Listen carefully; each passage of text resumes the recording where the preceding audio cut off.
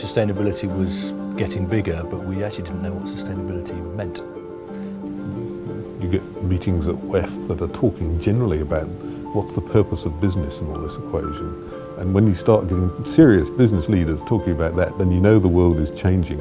It became increasingly clear to me that we need to do something as a business community, to make sure that we will be able to operate and that we will have a license to operate in the 10, 15, 50, 100 years to come. It's finding different ways of doing business which allow us to grow the company whilst reducing our environmental impact and maximising our positive social impact. If we don't think about natural capital, we don't have a business long term. And this is now a CEO major issue. It's not a nice to have. For 20 years or more now, we've been working with the business community and with the policy community all over the world to help them to understand these big social and environmental challenges that we face today. The way we work is to invite senior decision makers, people with power and influence really, to take part in our senior executive programs or in our leaders groups to help them to deepen their understanding and work out what kind of action they can and must take. We run senior executive programs here in Cambridge and in locations all around the world where we bring people together for 3.5 days in a really intensive trust-based environment where we bring together the best thinking that we can lay our hands on from the academic community, from here in Cambridge, from other academic institutions all around the world, from the practitioner community and the policy community, really to help us look deeply into the issues, the challenges, the trends. Our success around sustainability is really about our leaders today and developing the leaders of the future.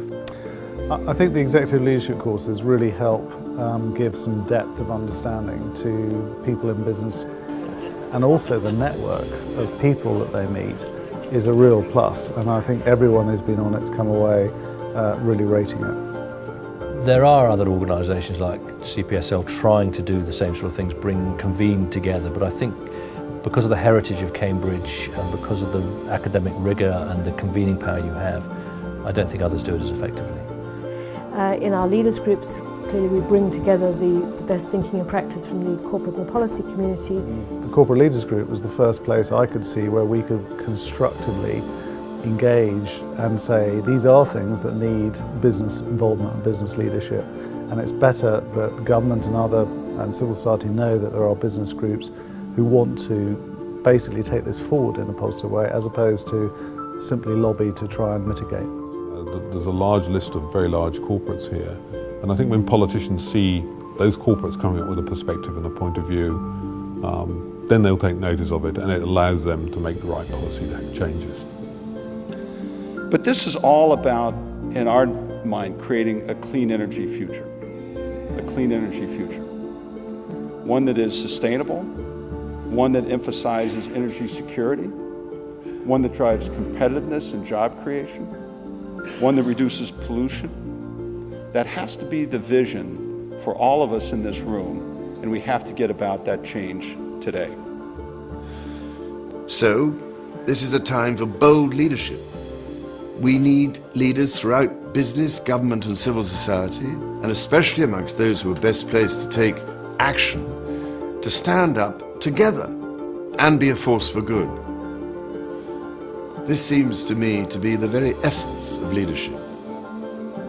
And I think the businesses who engage in this early on are learning deeply about the context in which they operate and how to seize that opportunity to be both unashamedly profitable but sustainable. So the benefit to them is getting there first.